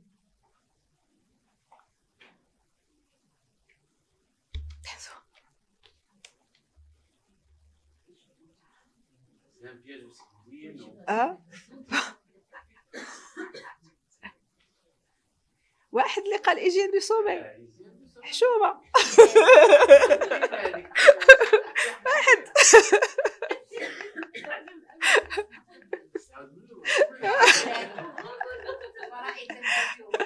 Alors, neuroleptique, surtout pas. شنو قلنا إلا عطينا les drugs, on va aggraver la confusion et vous risquez de provoquer des épisodes de somnambulisme. Il y a le père d'une collègue qui prenait du Stilnox et il l'a pris un jour en journée pour pouvoir faire la sieste. Il s'est réveillé, il a pris sa voiture, il est sorti et son fils était dans un café, il voit son père venir avec la voiture et faire le tour du rond-point plusieurs fois de façon... Il a toujours la priorité. De façon continue. On m'a aussi parlé d'un gynéco, elle dit encore plus grave, d'un gynéco qui n'était pas de garde, qui a pris du Stilnox pour dormir. Il est allé à la clinique par erreur. Il s'est levé, il a pris sa voiture, il est parti à la clinique. Heureusement que c'était pas lui. Il est revenu à la maison, il s'est endormi, aucun souvenir le lendemain. Rien. Et donc, c'est pas rare. C'est pour ça qu'il faut éviter de donner les neuroleptiques. Et si vous voulez donner, si vous êtes vraiment obligé de les donner, vous donnez la consigne qu'il faut qu'ils le prennent au lit, qu'ils se lèvent pas. Parce que s'ils se lèvent, ils risquent de faire des choses. Ouais? Non, c'est un neuroleptique non benzodiazépinique. Zolpidem, les Z-drugs, il vaut mieux éviter. Les antidépresseurs, les parasomnies du non-REM, il y a quelques travail dessus, mais c'est pas c'est quelques cas. Ce qui marche vraiment, c'est l'hygiène du sommeil. Donc, éviter tout ce qui est facteur déclenchant des épisodes, c'est le traitement de première intention. Après, si l'enfant, par exemple, il va partir en colonie de vacances et que son sommeil va être encore plus perturbé et qu'il risque d'être stigmatisé avec les amis ou d'avoir un comportement anormal, là, on peut donner des benzos à petite dose, généralement un demi-urbanil, mais pour vraiment une petite période. Surtout s'il y a un comportement de mise en danger de soi ou des autres. Donc, sur le plan de l'hygiène du sommeil, il faut éviter tous les facteurs favorisants. Donc, vous avez le premier groupe, c'est tout ce qui va augmenter le sommeil lent profond. Par exemple, le manque de sommeil. S'il a fait un manque de sommeil la veille, le lendemain, il va rattraper en sommeil lent profond. Et donc, plus de sommeil lent profond, plus de risque de faire des épisodes. La fièvre chez l'enfant. C'est pour ça que des fois, vous avez beaucoup de terreur nocturne chez un enfant fébrile. L'activité physique intense en soirée, plus vous faites de l'activité physique intense, plus vous avez besoin de faire du non-REM pour récupérer. Et donc, vous prédisposez, si vous aviez un antécédent, à faire des épisodes. La mise en place de la PPC chez un syndrome d'apnée obstructive du sommeil. Pourquoi? Parce qu'il était en dette de sommeil. Et quand vous mettez la PPC, il se rendort, il y a un rebond de stade 3. Et donc, ce rebond le prédispose s'il avait là aussi, on trouve toujours l'antécédent dans l'enfance. Les facteurs qui réveillent en sommeil lent profond, donc tout ce qui est réveil intempestif, les facteurs qui augmentent la confusion. Donc, ça peut être des choses très bêtes, comme par exemple, les antihistaminiques, qui peuvent augmenter la confusion. Donc, les facteurs Camille, on essaie de les éviter. Donc, une bonne hygiène du sommeil pour que le patient ne présente pas ces épisodes. Et puis, rassurer les parents. Alors, attention, ça peut être source d'actes médico-légaux. Et donc là, vous avez le cas le plus connu qui a fait l'objet d'un film de The Evidence Locker. Donc, c'est le cas de Parks qui avait des problèmes financiers et il s'est endormi devant la télé. Il était connu somnambule. Et il s'est endormi devant la télé après avoir bu quelques bières. Et donc, à un certain moment, il se lève, il prend la voiture, il conduit 12 miles d'après et il arrive à la maison de ses beaux-parents, il rentre et il tue sa belle-mère à main nue. Donc, vous allez me dire, oui, c'est la belle-mère, peut-être qu'elle le mérite. C'est un facteur précipitant. Après, vous avez aussi d'autres cas. Par exemple, là, la dame, elle a tué sa fille. Alors que, et donc, elle a fait ça. Et une fois, lors d'un documentaire sur 2M, ils ont passé le témoignage d'une dame en prison. Elle dit vraiment, elle a tué ses enfants dans un état, elle se rappelle pas l'avoir fait. Et donc, c'était peut-être lors d'un accès de parasomnie. Elle a été condamnée. Ouais, c'est filmé fla prison. Et ouais, encore faut-il faire l'expertise avec les personnes qui font ça. مع ORL. Ouais. Le Xyrem, c'est l'oxybate de sodium. C'est un dépresseur du système nerveux central qui était utilisé sous la drogue du violeur. Donc ça t'endort direct en stade de 4. Et donc la narcolepsie, il a un effet stabilisateur du sommeil de nuit et un effet modulateur de la sécrétion GABA qui fait que le patient fait moins de cataplexie en journée. Un effet anticataplectique. C'est pas disponible. Il n'y a pas moyen de l'avoir à l'étranger parce que ça nécessite une ordonnance sur place et il le récupère à l'hôpital. Status dissociatus, je passe. Ouais, je vous en parle quand même. C'est un article qu'on avait publié sur un status dissociatus. Elle dit c'est une jeune fille qui allait jeûner le lendemain. Elle était endormie. Son frère vient la réveiller pour qu'elle vienne manger. Elle se lève, elle monte à la terrasse. Elle se jette la terrasse du 3e étage. Et donc, polytrome, elle ne se souvient de rien. Bon, séjour en réa, mais le lendemain, elle se souvient absolument de rien. Il n'y avait pas d'antécédent de somnambulisme avant. Le frère dit que elle avait le regard vague. Elle lui a fait un geste comme ça de la main et elle s'est jetée. Elle n'était pas particulièrement dépressive avant. Donc, on avait fait la polysomnographie. On n'avait pas trouvé de signes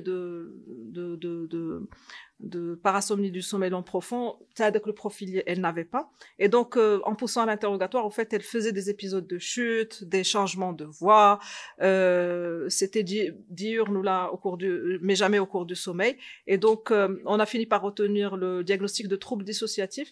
C'est un peu, avant, c'était classé parmi les troubles du sommeil, mais actuellement, on sait que ça survient au cours de l'éveil. Donc, c'est un état où le patient va avoir un état de conscience dissocié, mais en pleine veille. 8e cas, 48 ans, sans antécédent particulier, épisode nocturne de déambulation, confusion, souvent retrouvé près de la porte, en marmonnant des propos incohérents. La durée est d'environ 30 minutes, et puis il se rendort. Il a des souvenirs très vagues de ce qui se passe. Il se rappelle juste qu'il s'est réveillé, sans plus. Alors, quand on pose des questions, les 5 questions clés, donc antécédent de parasomnie dans l'enfance, non. Caractère stéréotypé, il va systématiquement vers la porte, mais les propos au cours de l'épisode, ils sont très très variables. La durée, 20 à 30 minutes. La conscience, après l'épisode, il ne se rappelle pas vraiment, et de toute façon, il se rendort immédiatement. Et il a juste des flashs. Et donc là, on a à la fois des choses qui pourraient évoquer des crises épileptiques, du fait que ça survienne toujours la nuit, qu'il y a des petits souvenirs en flash, mais on a des choses contre. La durée qui est de 20 à 30 minutes, le fait qu'il se lève, c'est pas stéréotypé. Et donc là, on était un peu, il n'y a pas d'antécédent, en même temps, il n'y a pas d'antécédent de parasomnie, de sommeil lent profond. Et donc, à votre avis? Hein? Il est toujours prêt à partir. Complètement confus. Donc, on leur a demandé de nous faire des vidéos à domicile. Et les vidéos, donc sur une série de vidéos, il y en a une qui a été filmée au tout début de la crise. La vidéo, elle montre une déviation de la tête avec une attitude tonique du membre supérieur à laquelle la famille ne prête pas vraiment attention. Finalement, oui, en effet, il dévie la tête et les yeux d'un côté. Et donc, on a confirmé à la vidéo EEG qu'il y avait quelques anomalies frontales, confortées par les données de l'IRM qui montraient un certain degré d'atrophie frontotemporale. Et on l'a mis sous lévétiracétam, il évolue très, très favorablement. Alors 36 ans, elle dit intéressant, 36 ans sans antécédent particulier. Depuis 5 ans, elle fait entre guillemets des clonies du membre inférieur lors du sommeil. Elle a été mise sous monothérapie, puis bithérapie inefficace. Donc elle est adressée pour vidéo EEG. Alors je vais vous demander de regarder le pied droit. Vous allez le voir clairement. Donc là on est en stade 2 et là c'est un petit micro-éveil.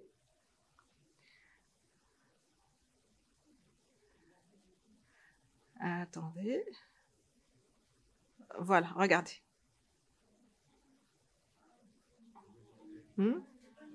Hein? C'est vraiment juste l'orteil. C'est juste le gros orteil. C'est des petits mouvements. c'est vraiment... Et puis ça ressemble plus à un tremblement qu'à des clonies. Et ça ne survient qu'à l'endormissement. Et quand elle se réveille vraiment, ça disparaît. Et donc c'est ce qu'on appelle, c'est assez rare, le tremblement hypnagogique du pied. Donc c'est un petit mouvement rythmique du pied ou juste de l'orteil à la transition veille-sommeil, entre la veille et le sommeil léger. Et elle a eu là aussi 2 ans, si je me rappelle, de traitement antiépileptique dans une bithérapie. Ouais. Alors toujours dans le même cadre. Donc, vous avez ici une enfant qui est endormie en stade 2, voire 3. Et vous avez des petits mouvements des membres inférieurs. En dorsiflexion. Donc là, c'est assez typique des mouvements périodiques de jambes au cours du sommeil. Il faut bien sûr scorer pour pouvoir dire que c'est bien ça, le caractère. Ouais. Il n'y a pas de traitement particulier. Il faut juste rassurer les patients que c'est pas vraiment attacher l'orteil. Par exemple. Là aussi, ce petit, il avait été mis sous traitement antiépileptique. Elle dit, vous la connaissez parce que je la montre à chaque fois. Donc là aussi, rythme du sommeil. Là, c'était un jactatio capitis, donc le headbanging, futur rocker. Et là, c'est le body rolling, ce qui est assez fréquent chez les enfants à cet âge. Il est tout petit, d'avoir elle a 4 mois ou 5 mois. Ils ont été bercés. Ouais, voilà, c'est ça le mécanisme, parce que ça les rassure. Et généralement, ils font ça à l'endormissement. Et vous arrivez à arrêter ça facilement en le distrayant. Alors, dernier symptôme, ça va, troubles respiratoires au cours du sommeil, 48 ans, antécédent d'AVC ischémique il y a 1 an, évolution favorable, sur le bilan il n'y avait rien de particulier, elle est adressée pour polysomnographie. Et au fait, elle renfle depuis le tout jeune âge, avec une respiration buccale, aggravation des renflements depuis environ 2 ans. Donc, respiration bruyante, renflement, oui. Apnée rapportée par l'entourage conjoint ici, en l'occurrence, oui. Nicturie, oui. Somnolence diurne excessive, fatigue, céphalée, troubles mnésiques, irritabilité, oui. Et donc là, je voulais vous parler de l'Epworth. Je l'utilise plus beaucoup. Pourquoi? Parce que vous avez au moins 4 items qui sautent si le patient ne lit pas, ne va pas au théâtre, ne conduit pas. Voilà. Donc c'est pas très intéressant. Le stop bang, il est intéressant aussi, mais pas très sensible. Et donc est-ce qu'il ronfle ou pas? Est-ce que l'intensité du ronflement dépasse celle de la voix? Est-ce qu'il se sent fatigué? Est-ce qu'on le voit arrêter de respirer? Est-ce qu'il présente une hypertension? Le BMI, l'âge, plus de 50 ans, le tour du cou, plus de 40 chez la femme, plus de 43 chez l'homme, et est-ce que c'est un homme? Donc si vous avez plus de 3, supérieur ou égal à 3, probablement vous êtes dans un syndrome d'apnée, il vaut mieux explorer. Mais on va voir que c'est pas toujours le cas. Et donc là c'est un vrai problème de dépistage parce que c'est un problème de santé publique. Il y a beaucoup de gens qui ont un syndrome d'apnée obstructif du sommeil et on a du mal à les explorer. Et donc problème de coût, d'accessibilité aux explorations, les délais sont importants des rendez-vous et c'est tout l'intérêt de développer des outils portables pour explorer plus rapidement. Idéalement, ce qu'on utilise donc les montres connectées. Maintenant, vous avez des capteurs d'oxygène au niveau des montres connectées qui peuvent vous dire si vous désaturez ou pas. En plus, si vous enregistrez, il y a des applis qui enregistrent le ronflement la nuit, qui détectent le ronflement et qui vous disent si vous avez fait des apnées ou pas. Donc, problème de sensibilité, mais c'est sûr qu'à l'avenir, ça va s'améliorer. On aura accès à des choses plus simples pour faire le dépistage. Donc, quel est l'examen de certitude, le gold standard? Quel est le gold standard pour la... Est-ce que c'est la polygraphie ventilatoire, la polysomno, l'oxymétrie, l'actimétrie ou l'oxymétrie? C'est la polysomnographie. Pourquoi? La polygraphie respiratoire, oui, elle est utile, mais vous ne scorez pas le sommeil.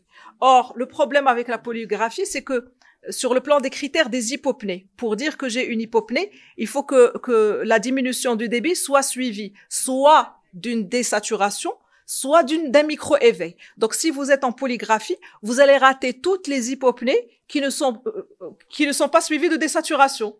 Et donc, vous risquez de sous-estimer l'index apnée-hypopnée. Donc, du coup, devant quelqu'un, visiblement, vous allez vous retrouver devant un index élevé, personne obèse, qui ronfle déjà. Des fois, c'est des patients, il est assez déjà réveillé, il ronfle.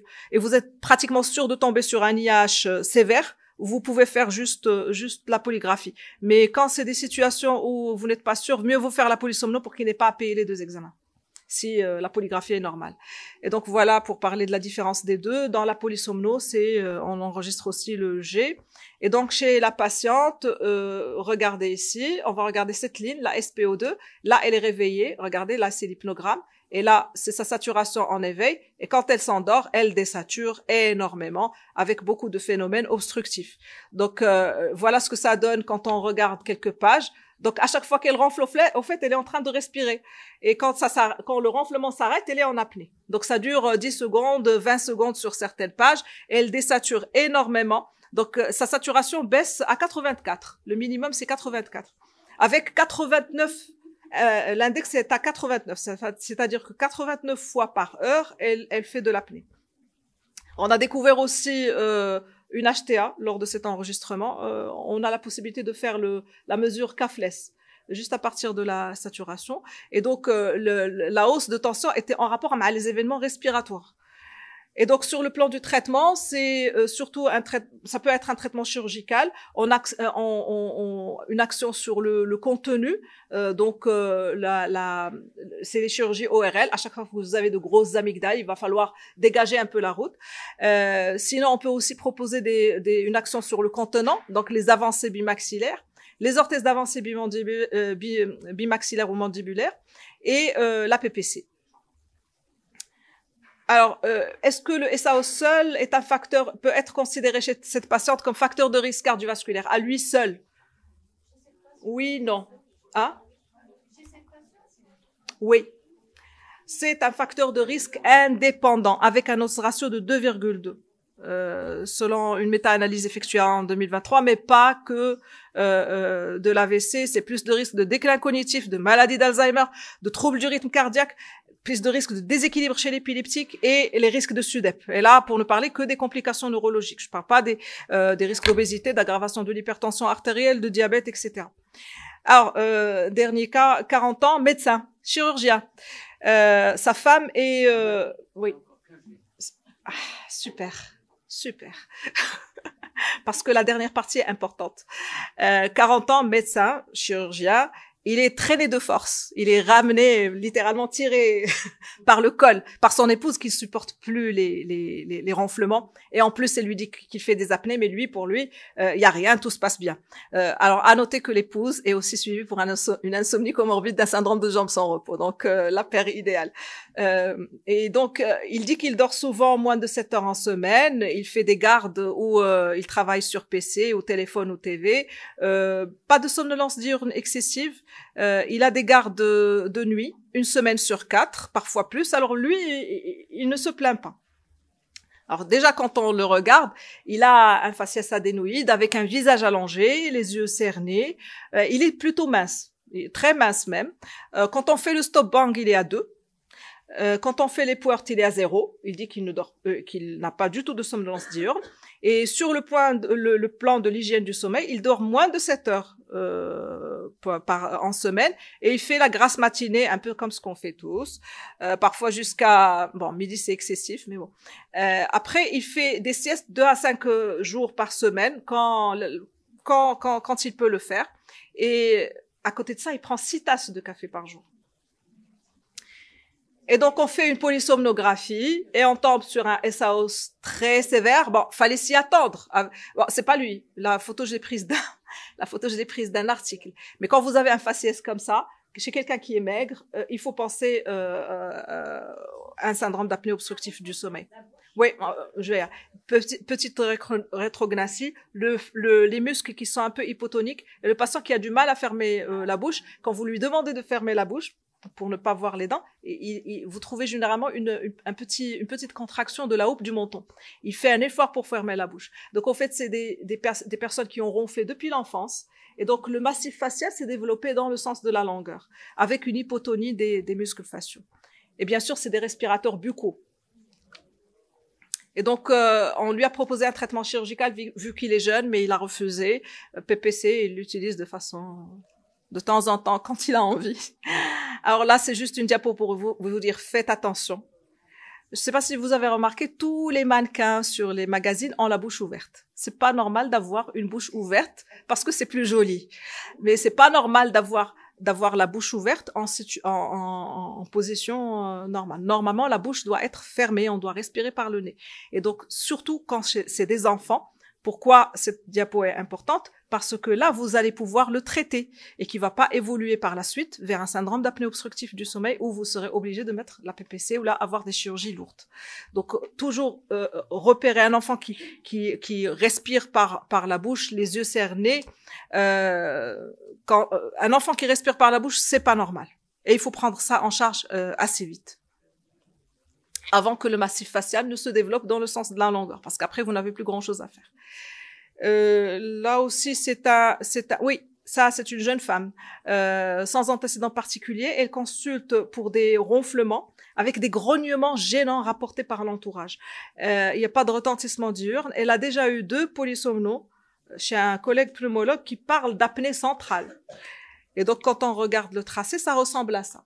Donc là, vous avez les lignes du flux. Donc, en effet, ça s'arrête, c'est des apnées. Et on va dire que c'est obstructif quand vous allez avoir des mouvements de lutte au niveau thoracique et abdominal.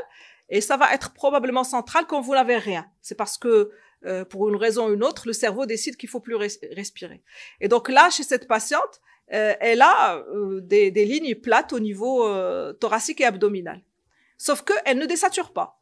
Alors, ça dure pas mal, ça dure 10 secondes. Mais elle désature pas. À votre avis, pourquoi? Pourquoi ici, on n'a pas de désaturation? Alors, si vous remarquez ici, l'apnée est précédée par une inspiration profonde. Donc, elle arrête. Donc, l'inspiration profonde fait qu'elle ne désature pas au cours de l'épisode. Et donc, déjà, il aurait suffi qu'elle nous enregistre le son sans avoir besoin. Mais bon, je l'ai vu alors qu'elle était branchée. Je vais avancer. C'est le son. C'est pas grave. Bon, c'est des gênements. C'est une patiente qui fait le son. Je vais vous mimer ça. Ça s'arrête un peu. Voilà. Là, je peux aussi mimer le ronflement si tu veux. Je les fais tous.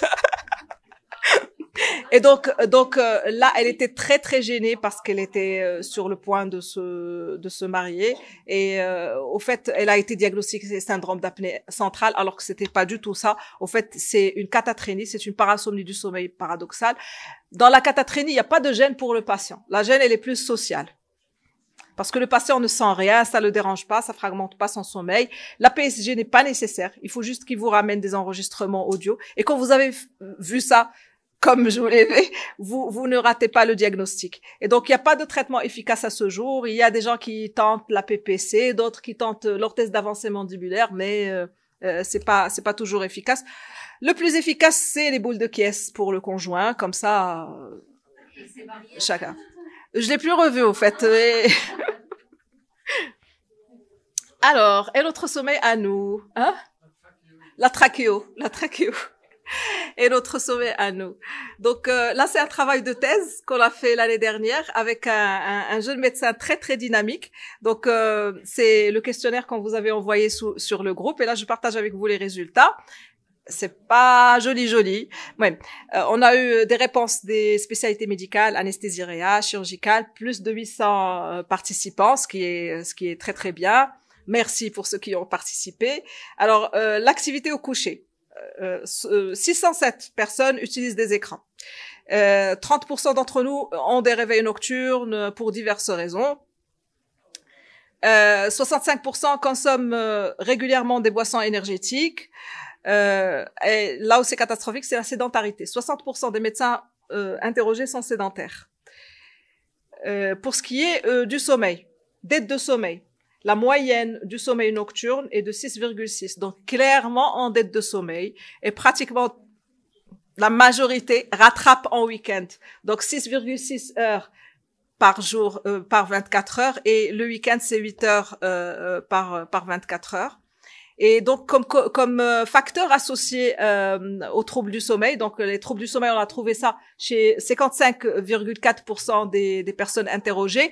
On avait trouvé comme facteur associé le travail posté, les comorbidités, le stress et la sédentarité. Et donc, les 10 règles, je vous rappelle les 10 règles pour un bon sommeil. Donc, heure du lever, coucher régulier, activité physique régulière. Il faut savoir détecter et être à l'écoute de son corps pour ce qui est de la fatigue et l'envie de dormir, bâillement, paupières lourdes. Il faut pas lutter contre le sommeil. La routine du coucher qui est importante si vous avez l'habitude de faire une lecture calme avant ou des exercices de respiration. Chambre uniquement pour dormir. Repas du soir léger et pas trop tardif. Éviter les excitants. La caféine, elle met 6 heures pour arriver à la barrière hémato-encéphalique et donc à 18 heures, c'est pas bon. Pas d'écran dans les 2 heures qui précèdent le sommeil et des conditions favorables au sommeil, donc le calme, l'obscurité. Le matin, il faut s'exposer au maximum à la lumière. Avant de choisir la spécialité. Hein? Dis-moi. L'idéal, c'est soit le matin, soit entre midi et 2 quand le soleil est au zénith. Mais en tout cas, pas après 16 heures. Pas au-delà de 16 heures. Parce que plus tu le fais tardivement, plus on réchauffe le corps, donc tu envoies un faux message comme quoi c'est le jour. C'est pour ça qu'on a annulé la session de sport. Écoute, là, ça va, c'est dans le cadre de la sédentarité. On reste sédentaire. L'idéal, c'est que avant de choisir la spécialité, il faut dépister les éventuels troubles du sommeil. J'ai eu l'année dernière une jeune fille très dynamique, grande bosseuse, c'est une jeune interne qui est narcoleptique et qui veut absolument faire chirurgie thoracique. Et donc c'est clair qu'il faut lui expliquer. C'est vrai qu'elle est motivée, elle est jeune, mais quand on fait un choix de spécialité, c'est pour la vie. Et donc il faut lui expliquer qu'elle ne pourra pas, ni sur le plan de sa qualité de vie, ni pour la prise en charge de ses patients. Même sous traitement. Comment tu garantis qu'elle va prendre le traitement de façon régulière? et qui va être efficace. Donc autant dès le début choisir une spécialité où elle a fini par faire dermato, je crois. Ouais, c'est plus dur. Alors, idéalement, choix ou reclassement en fonction du chronotype. Et ben, même pour que les gens comprennent ça, on a eu du mal à convaincre ses collègues internes de ne pas lui accorder une exemption des gardes de nuit. Donc déjà, même le milieu médical, c'est pas accepté que. Alors, comment récupérer après une nuit blanche? Alors, la journée de récupération, elle est faite pour récupérer, pas pour sortir. Il faut essayer de dormir au retour, idéalement avant 16 heures, le maximum d'heures avant 16 heures. Donc, soit 7 heures d'affilée, soit si on n'arrive pas, 6 heures plus 1 heure de sieste. Essayez de faire en sorte qu'on ait toutes les conditions qui favorisent le sommeil, donc le calme, l'obscurité, le téléphone éteint, la douche tiède. Alors, ce qui marche super bien aussi, c'est les masques. Les masques, il y a des études qui commencent à se faire sur l'impact positif du masque sur le sommeil. Et les couvertures lestées. Les couvertures lestées, c'est des couvertures un peu lourdes. Je sais pas si vous avez déjà essayé de dormir sous une pile de couvertures. Ça a un effet un peu rassurant, on s'endort plus facilement.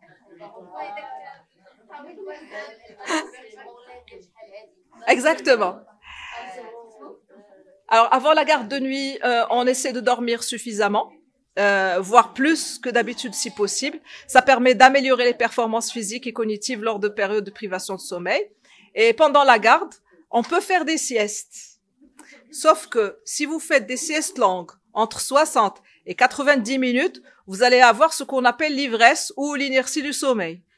L'inertie du sommeil, c'est quand vous êtes endormi depuis environ 1 heure et que l'infirmier, j'imagine les urgences, vient vous réveiller et que vous vous retrouvez, ça m'arrivait fréquemment, vous vous retrouvez dans la salle des urgences et vous savez pas comment vous avez fait pour partir du lit, la salle des urgences. Donc là, attention, vous risquez de faire n'importe quoi parce que vous êtes un peu comme en sommeil long profond, comme un état de parasomnie. Vous n'êtes pas complètement réveillé. D'ailleurs, même aussi des petits troubles de l'humeur, vous êtes sur les nerfs, agressifs.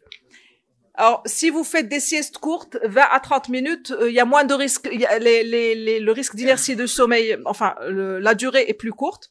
Et puis avec les micro-siestes, pas d'inertie du tout, sauf que la restauration est passagère. C'est pas comme quand on fait. Donc l'idéal c'est d'avoir un binôme et de communiquer entre les deux. Le café, ça aide à combattre la fatigue, mais bien sûr les effets secondaires en limitent l'utilisation. Après, on n'est pas tous sensibles au café de la même façon. Apparemment, la sensibilité au café dépend d'un gène qui s'appelle l'ADORA. Et donc quand on a une mutation à ce gène, on est sensible au café. Quand on n'a pas la mutation du gène, on n'est pas sensible. La preuve est que il y a des gens qui prennent le café et qui s'endorment sans aucun problème. Et donc, en consommation modérée, 600 mg par jour, là, vous pouvez screener chaque type de café, combien ça contient, comme ça vous donne une idée de ce que vous pouvez prendre en journée. La prise alimentaire associée améliore l'effet. Pas de caféine dans les 4 heures qui précèdent le coucher, voire les 6 heures. Et vous pouvez tenter lors de la garde la sieste caféinée. C'est-à-dire que vous prenez votre café et que vous vous endormez. Et donc, au réveil, si c'est une sieste, par exemple, de 60 à 90 minutes, vous allez être un peu plus rafraîchi grâce au café. Le gène ADORA. Il y a une mutation génétique qui fait qu'on est ou pas sensible au café. Quand on est la mutation, qu'on est sensible. Ouais. Et aussi là, le passage de traversée de la barrière. 4-6 heures. Ouais. Ouais. Pour les migraineux, par exemple, qui aiment bien prendre le café, quand tu donnes ça marche. Conclusion. Ouf. Alors, importance du dépistage des troubles du sommeil. Plusieurs situations, on l'a vu, ne nécessitent pas de polysomnographie et vous avez juste besoin de la clinique. L'intérêt des vidéos à domicile, le téléphone, tout le monde a un téléphone, donc n'hésitez pas à demander. Et puis la nécessité de développer des outils portables pour le dépistage, mais aussi le monitoring sous traitement, notamment pour ce qui est du syndrome d'apnée obstructive. Voilà ce que j'avais à vous dire. Coffee is good, but sleep is better. Ouais. Oui. En post-AVC. Oui. Apparemment, il faut le dépister. Corriger par rapport au dépistage du SAUS en post-AVC. En pratique, est-ce que c'est faisable vu la fréquence des AVC et un peu la contrainte de réaliser un facteur de risque, il faudrait pouvoir dépister. Ouais, idéalement. En post-AVC, est-ce que chez tout malade en post-AVC, il faut le dépister? A fortiori, si tu ne trouves pas de cause. Alors moi, j'ai vu l'expérience de l'hôpital de Besançon, ils faisaient ça Systématiquement. Les gens sortaient appareillés quand Ouais. il y a un syndrome d'Addison. Normalement, c'est pas ça. C'est ce qu'on a commencé à faire avec quelques patients. Mais checker le diagnostic est vraiment évident. Après, c'est très difficile de screener tout le monde et c'est l'intérêt d'avoir des outils simples à utiliser. Alors, on a essayé une fois dans le service de faire l'oxymétrie nocturne pour tous les patients et si on a des... Mais voilà, on peut passer à côté. Ouais. On a dépisté pas mal, on a traité les gens comme ça, mais c'est pas suffisant pour dépister. Avec l'oxymétrie nocturne, vous pouvez aussi, vous ne faites pas la différence entre l'obstruction et la centrale, Exactement. qui peut se voir en post-AVC. Mais c'était un élément pour aller faire la Ouais, pollution ouais, pour pousser à faire la pollution d'eau. Ouais. qui est facile à faire. Ouais. L'interrogatoire est très important parce que quand vous avez le ronflement avec les arrêts respiratoires rapportés par la famille et tout, c'est...